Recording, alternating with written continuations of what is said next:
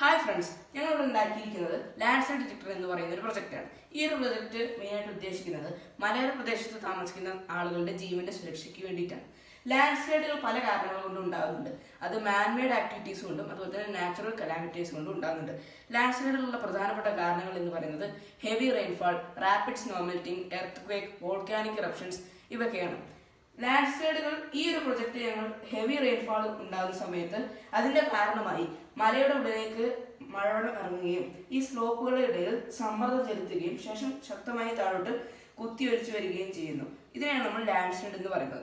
ഈ ഒരു ഐഡിയ വെച്ചിട്ടാണ് നമ്മൾ ഈ ഒരു പ്രൊജക്ട് ഉണ്ടാക്കിയിരിക്കുന്നത്.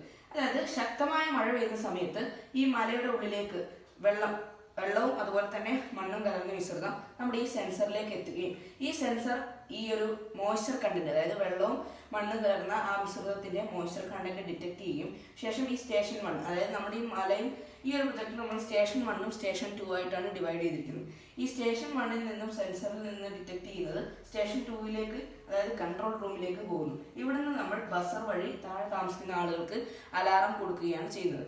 ഈ സ്റ്റേഷൻ 1ത്തെ സെൻസറിലേക്ക് ഈ മോയ്സ്ചർ കണ്ടന്റ് ഡിറ്റക്ട് ചെയ്തിട്ട് നമ്മുടെ സ്റ്റേഷൻ 2ലേക്ക് എത്തുന്നു. ഈ ഒരു സിസ്റ്റമാണ് നമ്മളിവിടെ ഉദ്ദേശിക്കുന്നത്. നമുക്ക് ഇതിന്റെ വർക്കിംഗ് എങ്ങനെയാണെന്ന് നോക്കാം.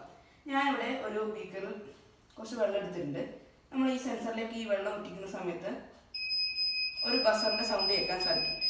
ശേഷം നമ്മൾ ഈ ഡിസ്പ്ലേയിൽ എത്ര പെർസെൻറ്റേജ് ആണ് ഈ വെള്ളം ഉള്ളത് എന്ന് നമുക്ക് ഇതിന്റെ ഫ്രീക്വൻസി